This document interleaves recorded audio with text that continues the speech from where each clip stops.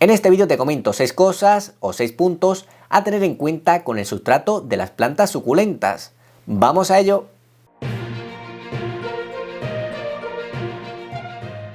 Las plantas suculentas en general tienen un crecimiento más lento y esto hace que sus requerimientos nutricionales sean algo menores.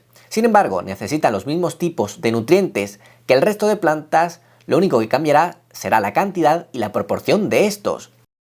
Por ejemplo, la ortiga necesitará grandes cantidades de nitrógeno y por el contrario los cactus necesitarán poca cantidad de este nutriente.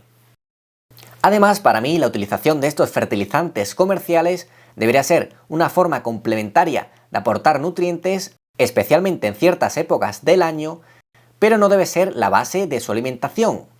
Es decir, el sustrato donde se encuentran enraizadas las plantas ya debería contener nutrientes que poco a poco se fuesen liberando y alimentando así a nuestra planta. Los materiales que aportarán nutrientes no son otros que la materia orgánica, como por ejemplo el humus de lombriz, que es un excelente abono, el compost, que podemos realizarlo de forma casera, o quizás el más típico o tradicional, que es el estiércol. No obstante, este debe estar bien maduro, ya que si lo aportamos fresco puede quemar a las raíces de nuestras plantas. Cuando utilizamos un fertilizante líquido comercial, estaremos aportando nutrientes a la planta en formas que ésta los puede tomar. Sin embargo, con los riegos posteriores, los nutrientes que hayan quedado se irán lavando poco a poco y al final terminarán eliminándose del sustrato. También existen fertilizantes de lenta liberación que irán soltando los nutrientes poco a poco, no obstante yo prefiero los naturales. Esto es ya a gusto de cada cual. Y una cosa más antes de pasar al siguiente punto. El típico sustrato universal que podemos encontrar en multitud de tiendas o viveros es una mezcla que contiene mayoritariamente turba negra, pero también otros materiales como por ejemplo la perlita y también fertilizantes añadidos, ya que si fuese turba sola, a la planta que sembrásemos le estaría faltando nutrientes.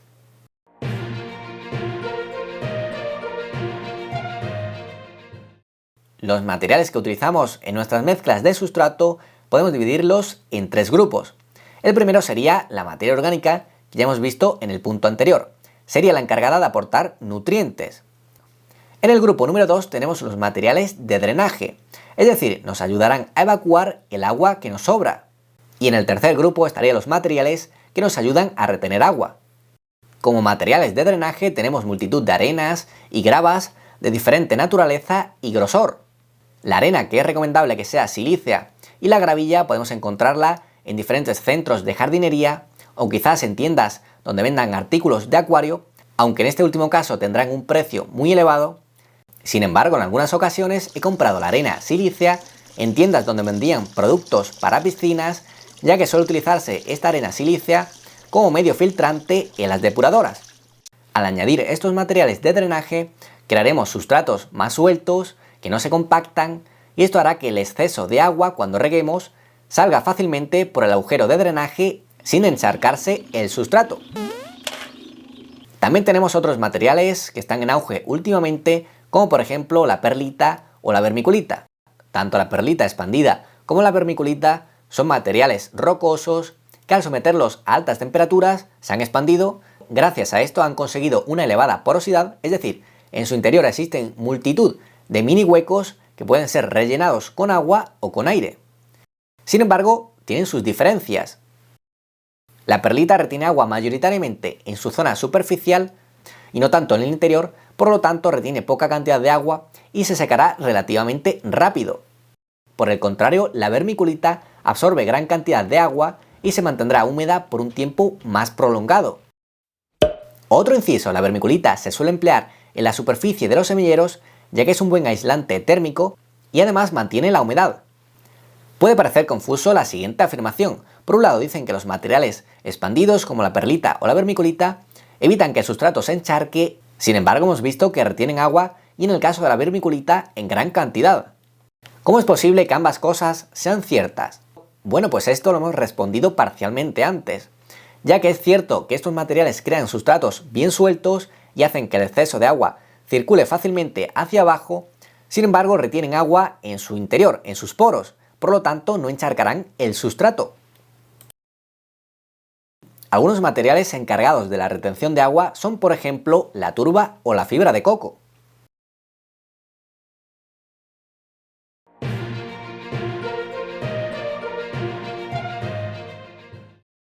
La tierra del jardín o de la huerta, es decir, la tierra que se encuentra en el suelo del campo, también se puede utilizar en numerosas mezclas, sin embargo su composición será variable dependiendo del lugar donde te encuentres.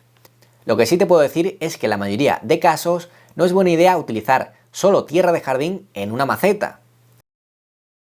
En el campo no hay ningún problema, ya que existen diferentes mecanismos que evitan que esta tierra se compacte y además las raíces de las plantas disponen de mucho espacio donde explorar y ubicarse en el lugar más adecuado.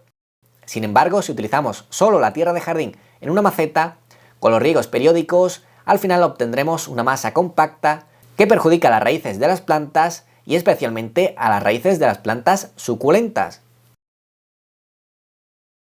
Para utilizar esta tierra de jardín en macetas, debemos añadirles materiales drenantes como por ejemplo la arena gruesa y también materia orgánica para mejorar su estructura.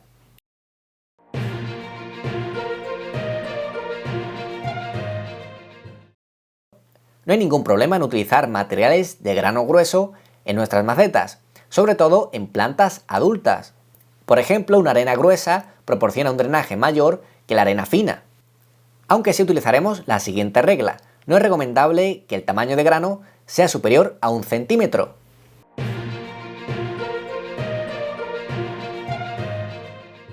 Por ejemplo, un sustrato compuesto por una parte de humus y 3 partes de pómice se secará relativamente rápido y deberemos estar regando con una mayor frecuencia. Sin embargo, una mezcla compuesta por una parte de humus y 3 partes de turba retendrá bastante bien la humedad y deberemos regarlo con poca frecuencia. En el caso de las plantas suculentas, en general, lo ideal sería alcanzar un punto intermedio, ni que estemos todo el día regando, ni tampoco que pasen muchas semanas entre un riego y el siguiente.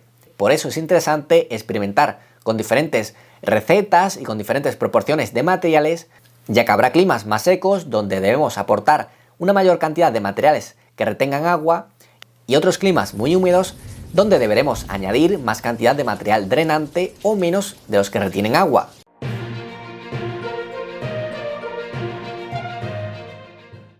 Una capa de grava en la superficie, además de ser decorativa, también puede sernos muy útil. Por un lado, protegerá algo del sol y se mantendrá un poco más de tiempo la humedad, y por otro lado puede ser un buen sostén para el cuerpo de algunas suculentas, como por ejemplo este Lithops. De esta manera, el cuerpo del Lithops no estará en contacto con el sustrato húmedo cuando reguemos, sino con la gravilla que se secará rápidamente y evitaremos así el riesgo de sufrir pudriciones a la larga. Y bueno, hasta aquí el vídeo de hoy. En pantalla te dejo la lista de vídeos sobre el sustrato para cactus y otras suculentas y por aquí el logo para que te suscribas y no te pierdas nada de lo que subimos en este canal. Nos vemos en un próximo vídeo.